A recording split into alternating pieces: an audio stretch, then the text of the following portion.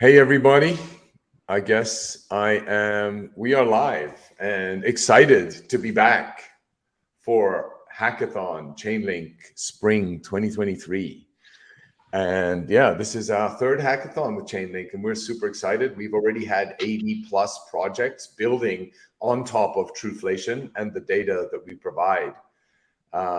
We are and have started off in providing real world and economic data on chain in the form of an inflation index. Today, we now have a dashboard where you can go to truflation.com and you will be able to see all of the types of inflation calculations that we have out there. Man, my mouse is really slow. You can see this here. Let me share this tab. So you can see on our website what we track. We have both US data and UK data. And we can basically, you can see all the breakdowns. We have 12 categories for which that data is available. Today, this is all publicly available for everybody to see. You see the breakdown on how it works. And the subcategories are coming soon. What are the subcategories? You basically then get more insights into the depth associated, let's say, with the housing inflation. How much of that is in owned and rented? So if you're renting a property, you're actually only seeing over last year, you're seeing an increase of about 1% of your rent. And obviously, beginning of the year, it was much higher. But again, you just get to see all of this on our site. Today in the US, we have 3.9. Remember, the national BLS number is 5%. So we differ. Why are we different?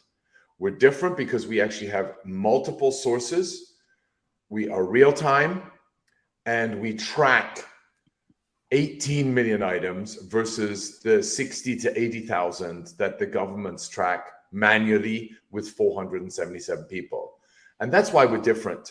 And we believe we need to be different and be able to hold a different set of independent source of truth, very much aligned with the motto that with Chainlink. And so we're super excited to be a partner with Chainlink. We've not only do we do a dashboard where you can see what inflation is, you have a personal calculator here. So you can actually go and calculate your own inflation by putting in your income and then or where your average expenditure is. Our goal with this calculator, for which we launched 2 weeks ago and have some 4,000 submissions already, we are looking to integrate credit card data with this. We're looking to integrate your zero accounting, your QuickBooks, your Expensify solutions, so that ultimately you can know your household inflation, your personal inflation, but even that for your small business or your greater business. And that's sort of what we're looking to expand around that area. But the area that we're really also excited about is in this area. This is still an MVP, but here you can see our marketplace for commodities and other sort of climate-related data, and you can then see how that works. But before I go into that, welcome everybody to the hackathon. And I just wanted to reiterate for new joiners coming in that we're excited to be a partner for this. And we are looking and have put together $15,000 in prize money for developers to help with some ideas around the data that we have. If this is your first time to the hackathon, this is the first time you hear of Truflation, I walked through a bit of our site and what we do, but let me just give you a quick idea of where we're at and who Truflation is, right? We really are believing that the data matters, and how do we get this data in real time, particularly performance data associated with the economy and with our financial environment? How do we provide that in a transparent fashion? And how do we make it on chain so it becomes immutable and censorship resistant and also available to all of you to work on this? Why are we doing this? A lot of people asking us, why are we in this data space? And I don't know if you can read the font, but they're super small in my screen. But basically, in summary, today, data is just inefficient. They're built on very old models that haven't been and seen any innovation since 1950. You know, the biggest innovation around making data available and aggregating that has come through, Reuters. When Reuters first started, and they've scaled now to Thomson Reuters, they've acquired a lot of companies, but they were the first sort of idea to really innovate around data. And subsequently, you've had a lot of boutiques come up, the boutique firms that have then subscribed to Reuters or tried to pull alternative data sets together, shrink wrap them into a nice report, have them sent out to the various participants or customers that pay anywhere up to $20,000 a month, or if not more, for either a standardized reporting that they get on a monthly basis, or even hundreds of thousands of dollars for customized, unique research element. And this all in the sense of having a bit of a competitive advantage against your peers or against the market. More importantly, how do I win in this market? And what can I do to win in this market and get a competitive advantage to make a bet ahead of what the market will do and what the market sentiment is?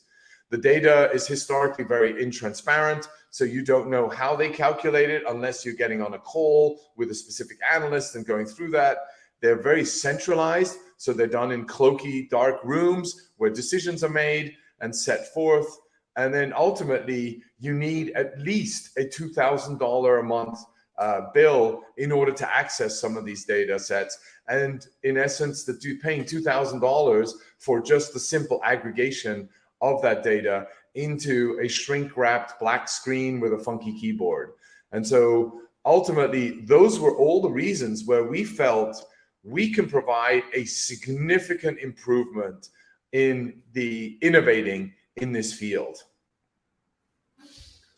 We do this really targeting at 3 different customer segments: the TradFi segment, the DeFi segment, and the traders, day traders. We want to have as many independent investors and participants that are looking for data and making their decisions and educating them on how the data is constructed, what are the breakdowns of those data sets, and then how do they comprise, what is the composition of the overarching umbrella and the underlying data sets that are in there.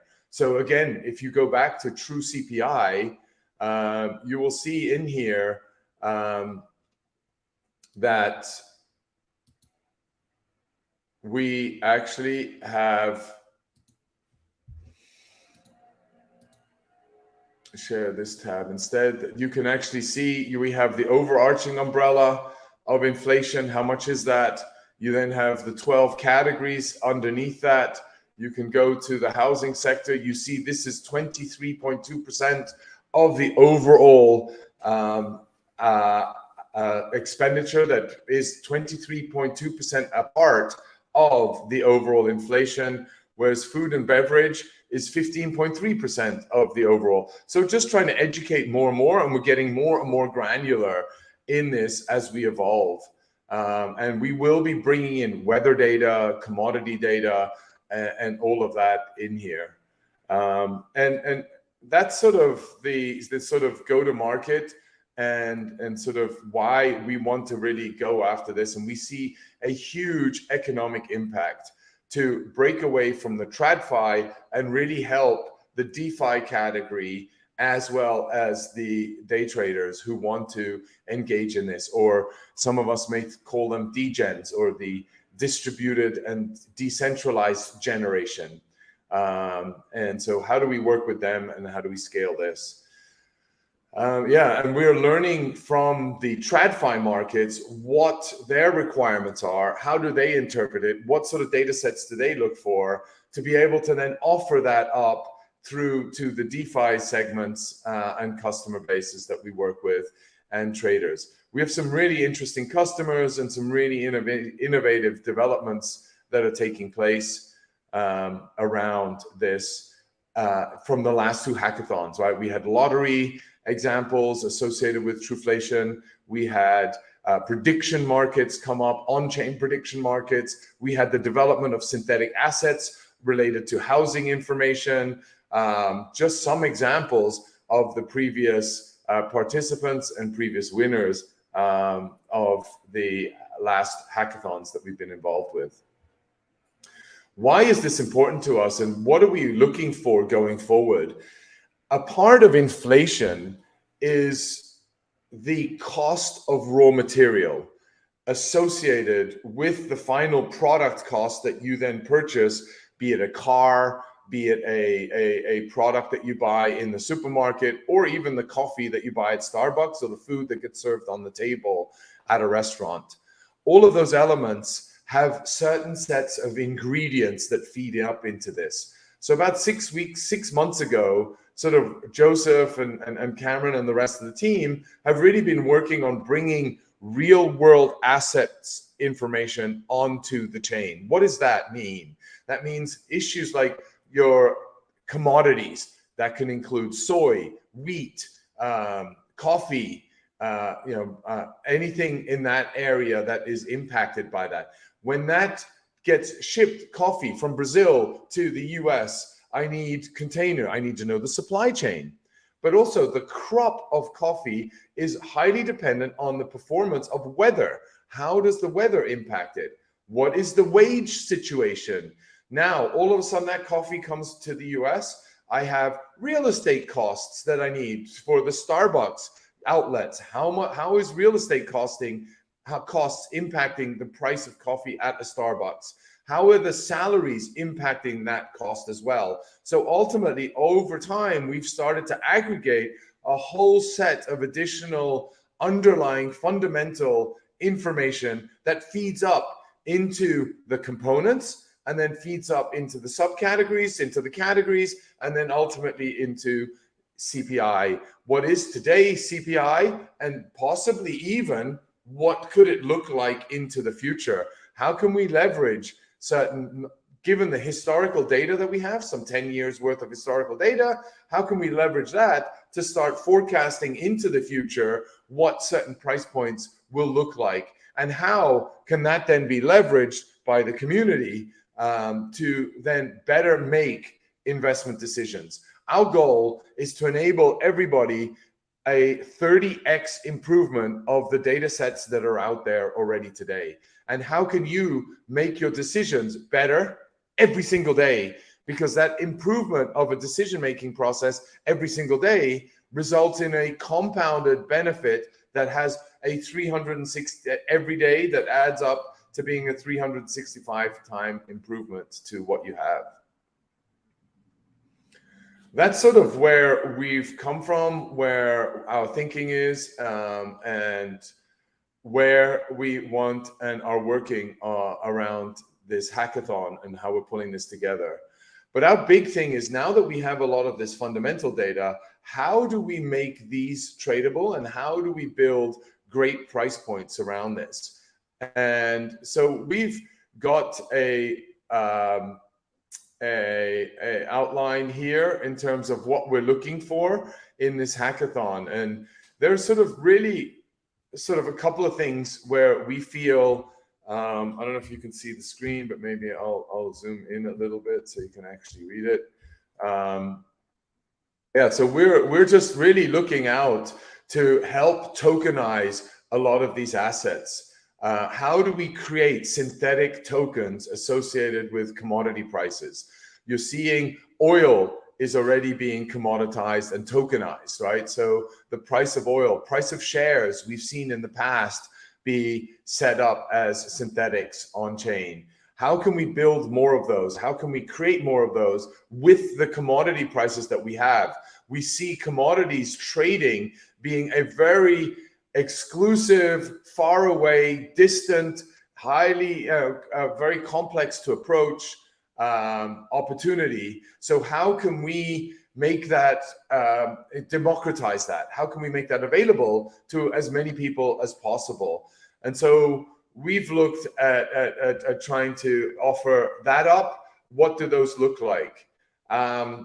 One of the things is, how do we enable 24/7 pricing? Today, the pricing associated with commodities is open during office hours, right? Trading days, right? Trading hours. It's not 24/7. In crypto, we live in 24/7 land. What does that mean? How do we make these pricing, where the volume today is, how do we make that 24/7 available? What does that pricing look like? Imagine you close at Friday at 4 p.m. and Monday at 10 a.m. it opens up again. Over the weekend, what does the pricing look like if we want to have 24/7 pricing? How do we make that available? What, and how can we create that? Why is this important? It's really important. Number one is because on a Sunday, the OPEC, for example, will announce that they're reducing the barrel productions of 1 million barrels a day. They reduce their oil production. That has a significant impact on the price of oil. And the decentralized generation wants to enter in on a Sunday and buy oil futures or oil synthetics as a token. Anybody should be able to participate in that opportunity. And then on Monday or Tuesday, sell that. The flip side can also happen, and that's why the next category is really important, a delta neutral hedging for these commodities. So imagine you've actually added collateral into a trading platform. That trading platform has now got your collateral and enables you to trade maybe even long and short. So you don't only trade spot, you also trade futures.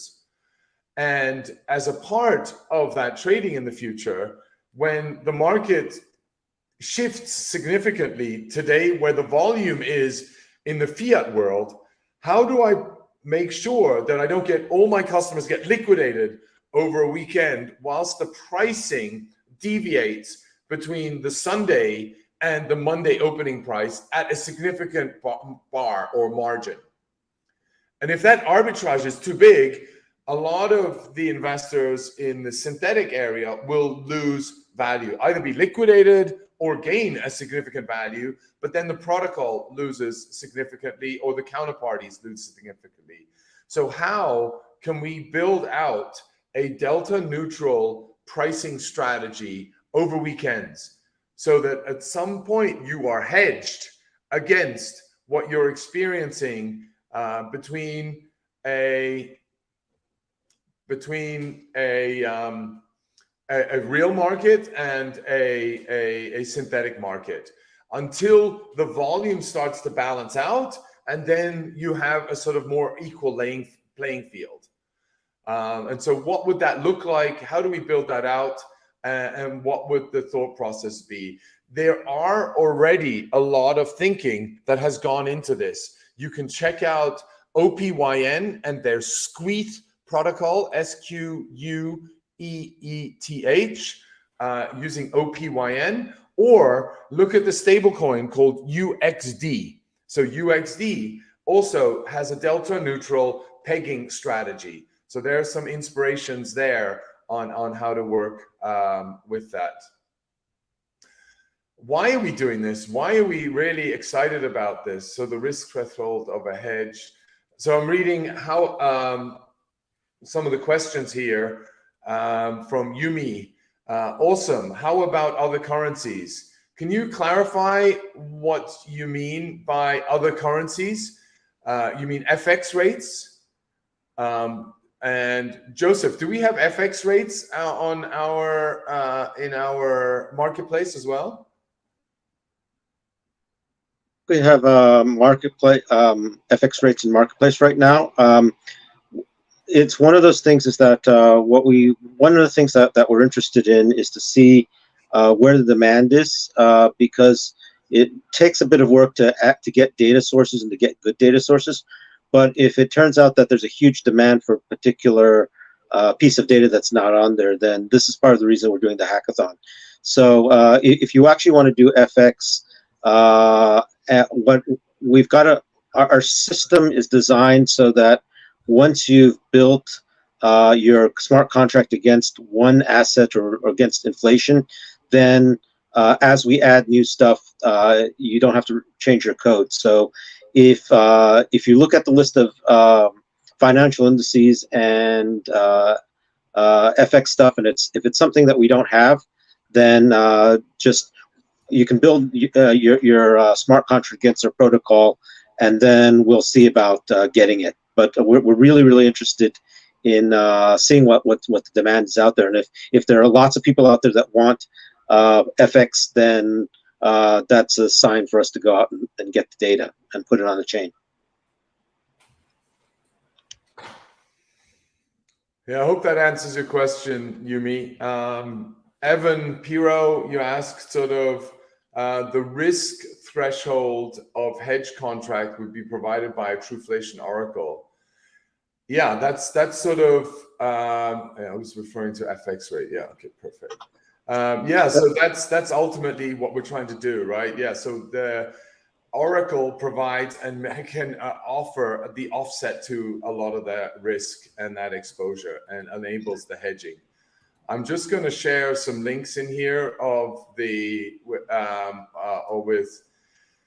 with Sophia, just to sort of be able to give you some idea of some of the protocols that are offering this hedging and these delta neutral strategies, yet enabling upside. So the situation with DeFi and hedging and synthetic derivatives, it's really exciting because no one knows exactly how to do this, but the first person who does it right is gonna make a ton of money. Yeah. So the thing that we're working on is this is a huge problem. There are lots of people that are doing different parts of it. The thing that we're focused on is providing data. So we're providing data. We've got an infrastructure for getting your data, and then we want to watch you just take the data and make money. and how the hedging strategy works, or what strategies work and what doesn't, that's something that nobody quite knows. And it's really exciting because when people don't know what's going on, then there's money to be made to figure it out. Yeah, no, and yeah, so we exactly like Joseph said, right? There's a lot of potential in this market, and if you look at what the value is of real world assets, there's a really great report out there by Citibank that have done one on the tokenization of illiquid assets, and there's another one that's been done by Boston Consulting Group, where they claim it's $16 trillion by 2030. And all of those are going to be assets that get tokenized, or illiquid assets that are going to get tokenized. And I don't think any of them take into account the concept around synthetic assets in a decentralized finance world. And if you look at the potential of DeFi alone today has a rough market size of around $20 billion in market cap, sort of $15 to $20 billion. All the DeFi protocols in terms of revenue that they're running through. Not their market cap, sorry, their revenue and floats that they have on their network. That is anticipated to go to about 250 billion by the end, by 2030. And so that's a significant, that's more than, that's like a huge growth number. 20x, not quite 20x, maybe 15x over the course of the next 4 to 5 years. And that's the opportunity at hand. And you can see in this graph here, I don't know if you can see these logos here, but there are lots of companies building out in the perpetuals and the futures trading capability. They're building out options and derivatives. They're creating synthetic assets, and they're enabling off the back of that different types of structured products.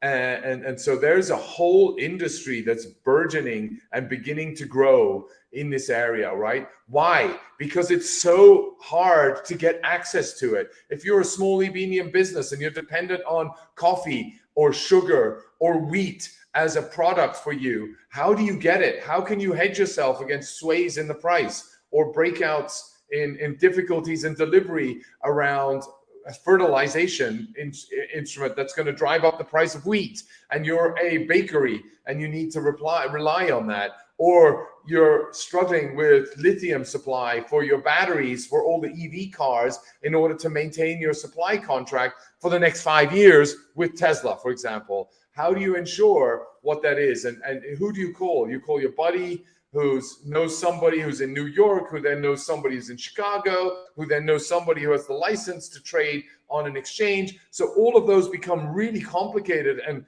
convoluted and lots expensive processes with multiple middlemen that all want a piece of the action along the way. And so how do we democratize this, make this more peer-to-peer, and provide a unique source of truth that all of these oracles and services that can rely on, and thereby creating a unique pricing feature, a hedging option. All of these things that we've been talking about are going to be really important to this, this ecosystem. Ultimately, we want to make it robust, we want to make it affordable, and we want to make that real time, right? Those are things that we are aspiring to do, and our teams are working to make all of that possible. And so those are things that we really see interesting, and you can find a lot of the resources that we've made available here on this share this tab, on this blog post that's posted up here, the Truflation.com blog, Chainlink 2023 Hackathon. We have a GitHub repo that you can all access to be able to identify how to get started. It's a quick start guide. You have a YouTube demonstration with tutorials, smart contracts. You have a testing environment as well. And yeah, so you can then just really launch this on Ethereum Gurley, on Chainlink's Faucet, etc. So a lot of this is already set up for you, and really trying to make it easy to get started. Okay, here we go. Lots of questions. Whoops. What's the potential? Yeah, I hope I identified the market cap potential for DeFi. I'm happy to share a couple of links to the reports. One is, as I mentioned, there's a Citibank report on actually the tokenization of real world assets. There's a Boston Consulting Group, but if you go to Google and search those, you'll find those. And then there is, if you do a decentralized finance market report and scope, there's one out there put together by, Grand View Research, I think it's called, or something. But yeah, they've put out a report in terms of how big that market is.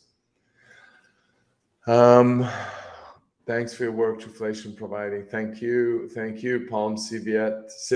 Yeah, really cool. Yeah, we like what we do. We're really passionate about democratizing a lot of this data and making it available to everybody to build on. And yeah, we think it needs an independent source of truth.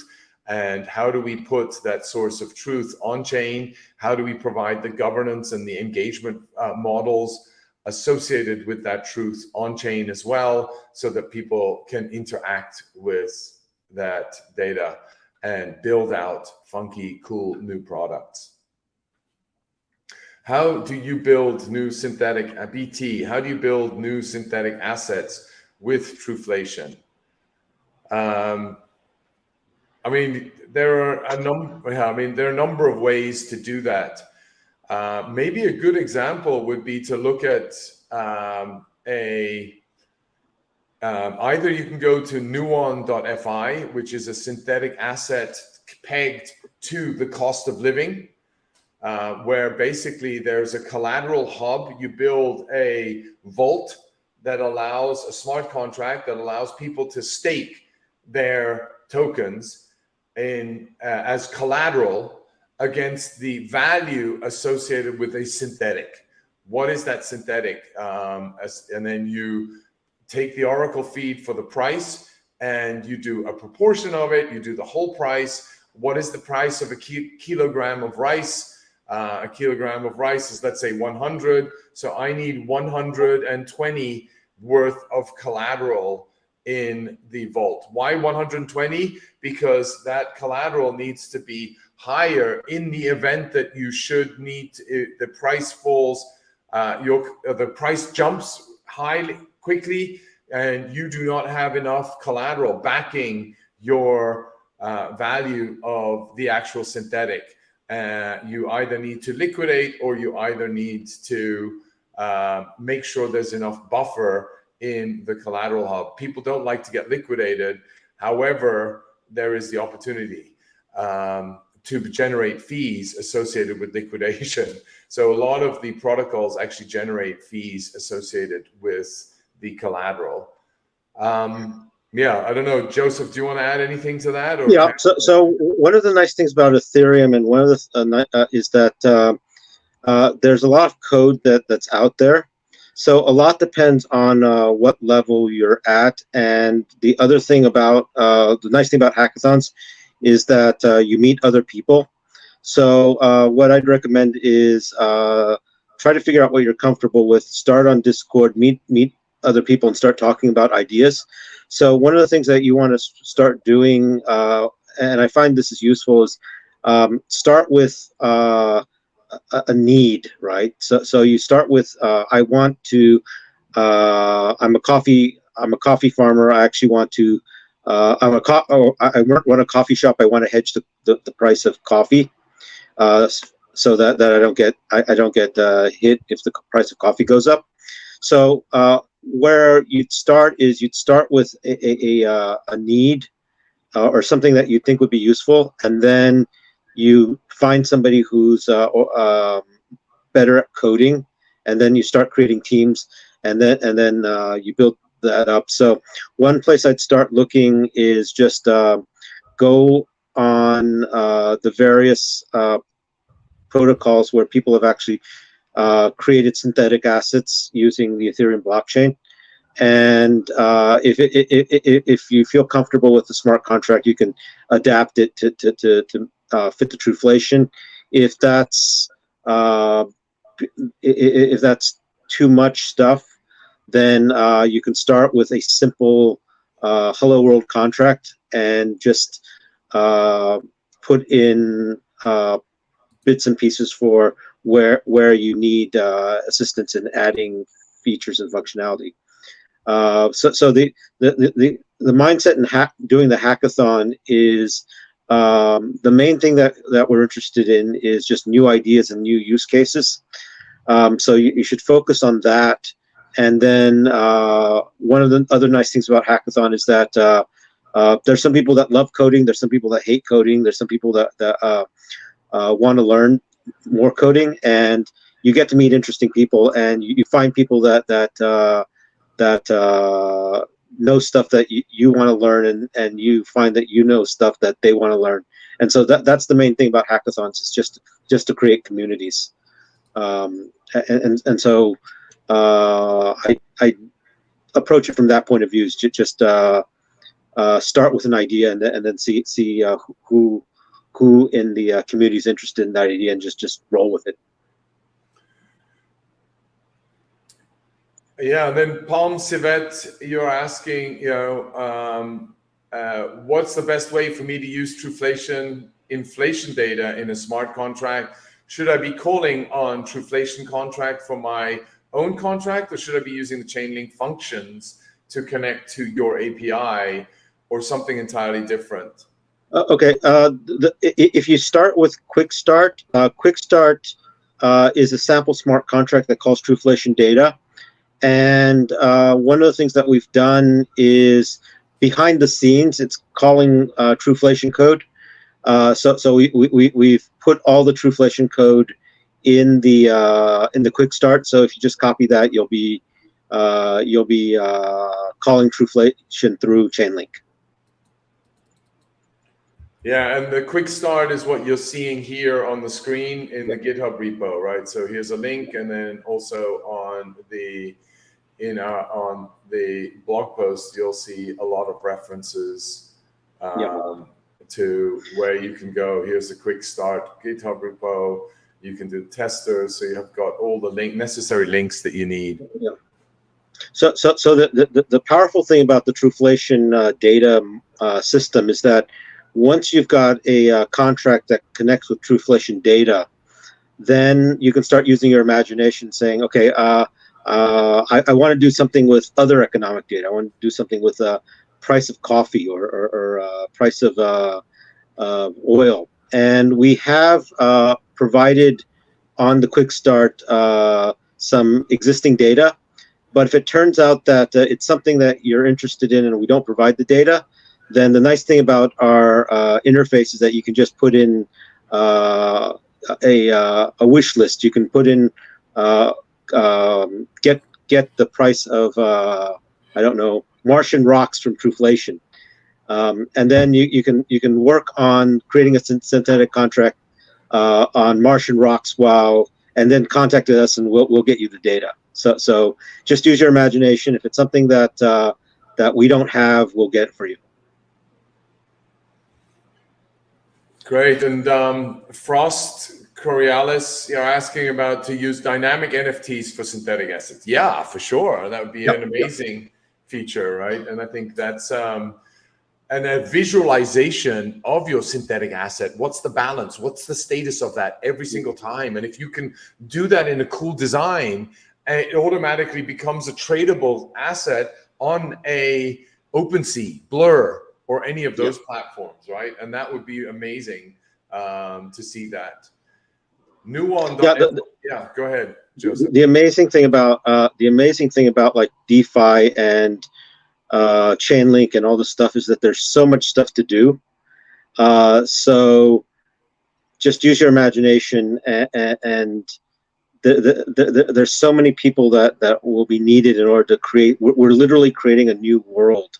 And I can't do it by myself. Stefan can't do it by himself. Well, none of us can do it by ourselves. But just imagine the new world, and we'll all dig together to reach it. So it's absolutely amazing the amount of stuff that the possibilities the software and the new technology provides. And one thing I love about these hackathons is that people come up with ideas the last time I think we had a hackathon, it was really difficult for us to pick winners because we had so many amazing, great ideas. And that's the hard part about these hackathons is that you see so many ideas that need to be pushed forward. But it's also great to just see people just run with it and stuff. And so we'll do everything we can to help you to get to the new world. Yeah. No, I think that's what we're trying to do. We need to grow a community. We need to work together to scale this, and hence why we're open sourcing it, and we're working with all of you to help us scale this. Really nice to meet you, Evan Pyro. You know, you've already done hedge contracts. Everybody reach out to him. I've also added the link to our Truflation Discord channel. So a lot of conversations and chats will happen in there.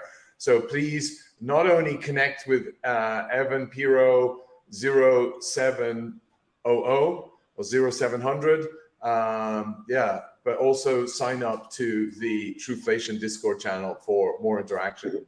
But yeah, anybody wanting to work on this, reach out to Evan. So he's already got experience in this, so would love to do that. Here, Isaiah Fielder, what do you think about using cross-chain bridges? For sure.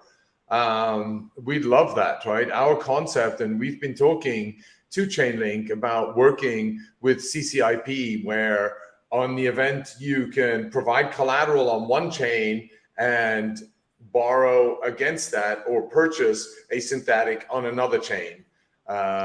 If that would be something you want to work with. How do you, and I think CCIP already have that, is already running on testnet and is proof. So in combination with like a proof of reserve, you can then manage the collateral and the amount of tokens you have in the float and try to minimize thereby the arbitrage. Rotam, is there some data about CAS vehicles? Cars, vehicles. Yes.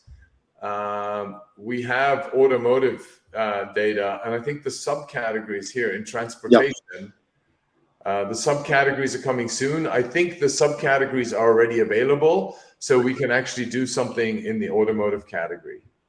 We've got categories now. We've got some subcategories. I think we can do something against transportation costs, and we also have oil prices, so we can do things against fuel costs. But I know we have a lot of automotive data, so if you really want car data, automotive data, happy to share more with you, Rotam. Please reach out in the Discord. We have Car Gurus data. We work with Kelly Blue Book. We work with a number of Cox, with a number, Mannheim, with a number of different providers that actually have a lot of automotive information, new cars and secondhand cars in the US. And I don't know who we work with in the UK as well. CDPs, collateralized default P's. What's a P? What's a P? What's the P stand for again? Okay. Yeah, I mean, definitely. Those are definitely derivative products that are already being created in DeFi on the web. So on block 3, web 3. So yeah, what could they look like? I don't know, but be creative. Think what they would look like, and I'm sure we can find a market for that. Evan Pyro, basically very similar to a maker vault with an arbitrary collateral type, correct? Exactly. I mean, it's very similar to Maker, and you can create whatever collateral you'd like in the Maker vault. However, you can get that into that vault.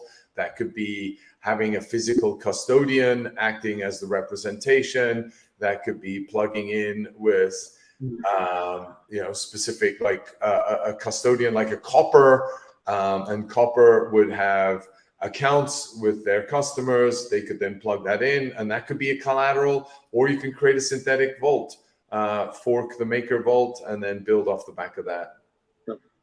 The other thing that's, and again, I'm throwing these ideas out, is that you could try playing with NFTs, because what happens in a lot of, for example, gold bullion is tied to specific gold bars.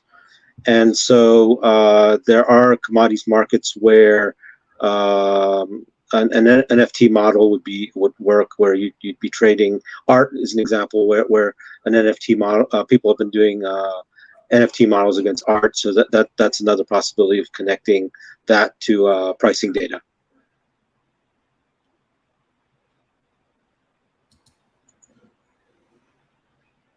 Yep.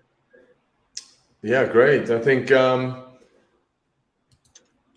that's more or less everything from our side, and the material that we have. Is there anything we need to add? Our Discord channels, our chats, the chains we have available. In essence, what we're trying to do is really build out a faster solution, a democratized solution that's census available. And thanks to Chainlink, we're available on multiple different chains already today. we track now some 50 to 60 different data sources that we aggregate information from. We want to make this much faster available. We do it already faster than government institutions because they only provide this sort of data on a monthly basis, and then you need to put that on chain. How do we make this more real time so that you can make better decisions all the time? Yeah, Chainlink functions. That's Yeah. Go ahead, Joseph. we've been trying to get it. Let me put it that way. We've actually been talking to people about getting not just carbon credit data, but carbon usage data. So this is one of those things where, at least for the purpose of the hackathon, just use the Chainlink interface and put a insert carbon credit data there. So if you can write your smart contract and then specify exactly what data that you need, you can use that to call our interface to get just test data for now. But what you should focus on there is just to decide exactly what data you need, and then we'll see about getting it. So we already have a couple of providers for climate data. So both dClimate and Hyphen, who are also part of the Chainlink ecosystem, we work with them on aggregating their data. But we've also got other sort of credible sources that we've just acquired and partnered with around making their data available through the Truflation marketplace. What we're trying to do there is get companies that like Regen Network, like Nori, like All Infra, that have a lot of reputation around carbon data, carbon marketplaces, carbon trading, Toucan, aggregating their carbon information that's already available, and then making that available to you. So the powerful thing about the Truflation data interface is the reason why it's so powerful is that if you write your smart contracts to grab inflation data, then as new data becomes available, you don't have to recode it in order to get the new data. You just change one line. You have Truflation data, you change one line, you get oil stuff.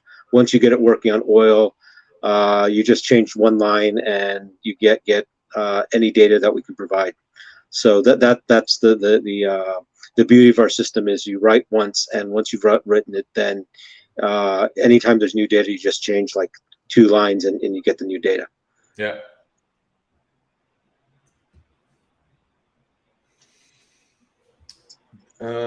Here, what's an example of product that is used in the current finance that takes into account inflation rate? And what some of the current products that have been made to help us form the idea for the future? Well, the biggest products that are out there that are using inflation data are TIPS, Treasury Inflation Protected Securities. Those are bonds issued by the government that protects you against inflation.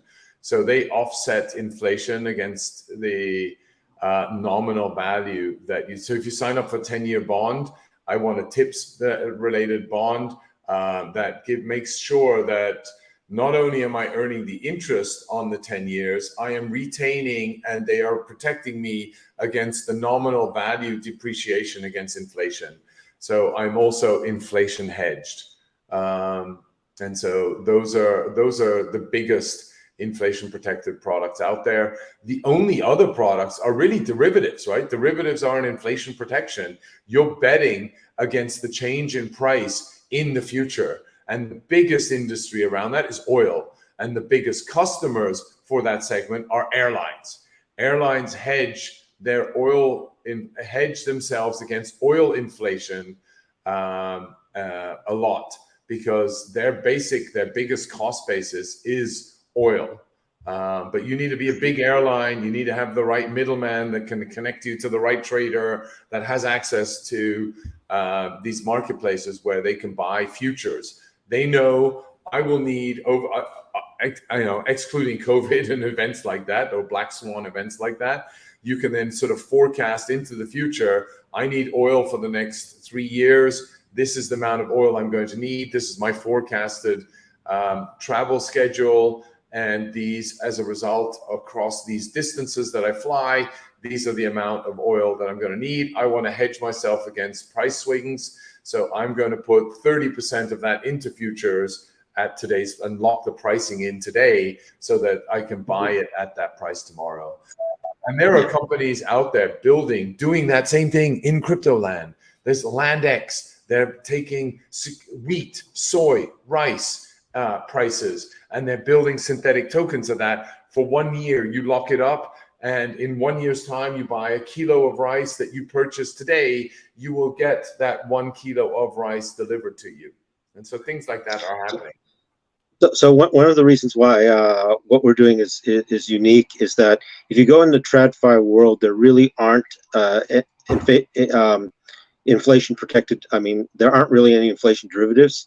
And if you go to any bank and say, okay, we want an inflation derivative, the reason why there are no inflation derivatives is that before us, there was no daily index of inflation.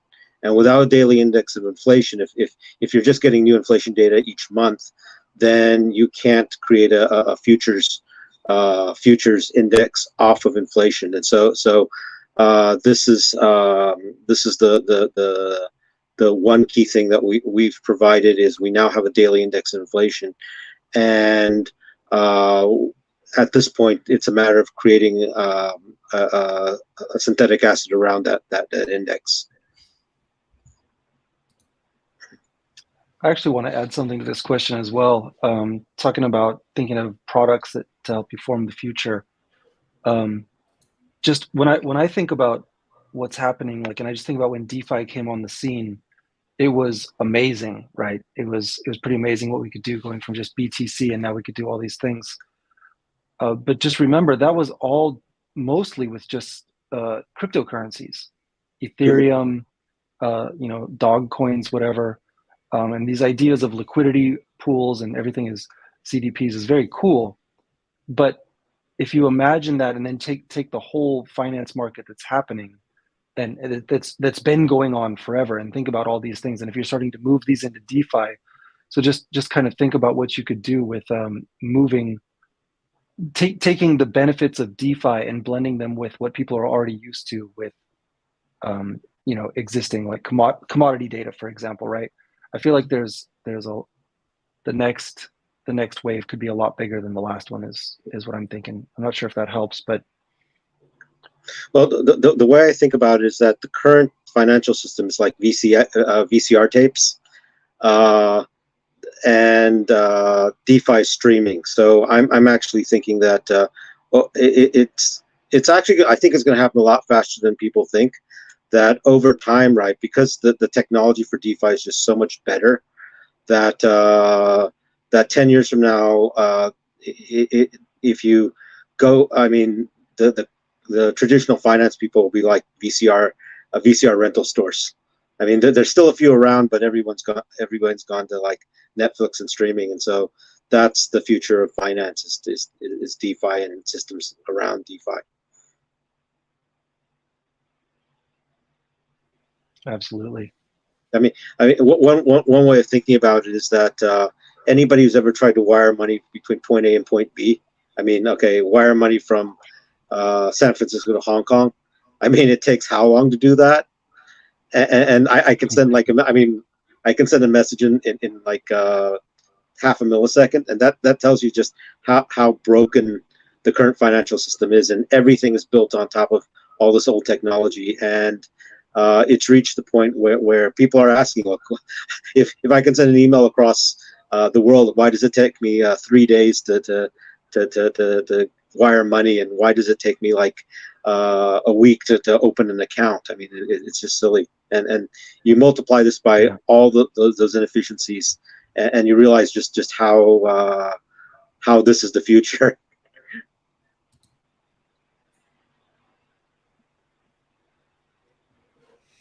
Yeah, and I think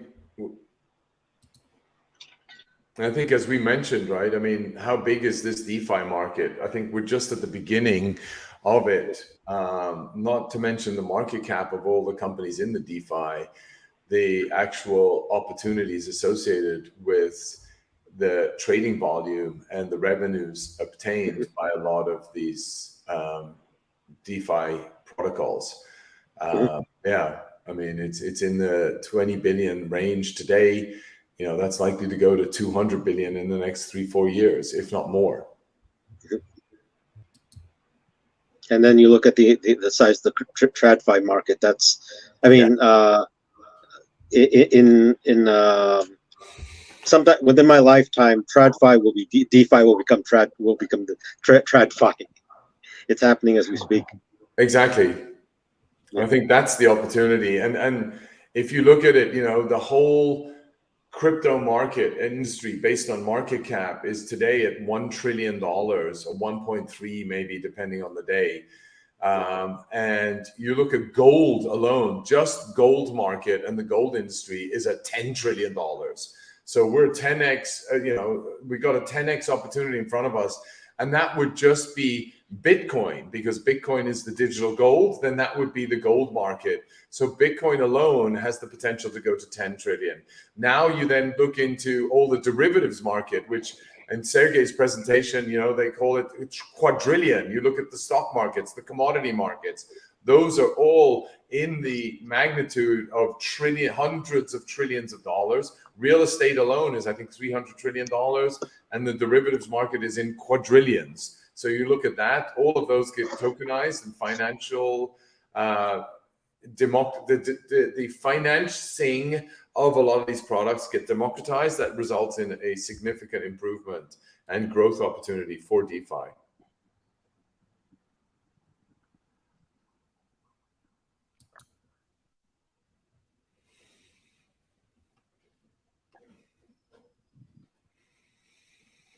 Yeah, in that case, yeah, look, happy hacking to everybody. Thank you for your time. Really, you know, please join the Discord channel. We'll support it over there. Hopefully it's a self-explanatory, quick start guide in the blog post, and look forward to interacting with you and engaging down this path. And yeah, thanks for your time. If there are no more questions, see you, everybody. Later, guys. Bye-bye.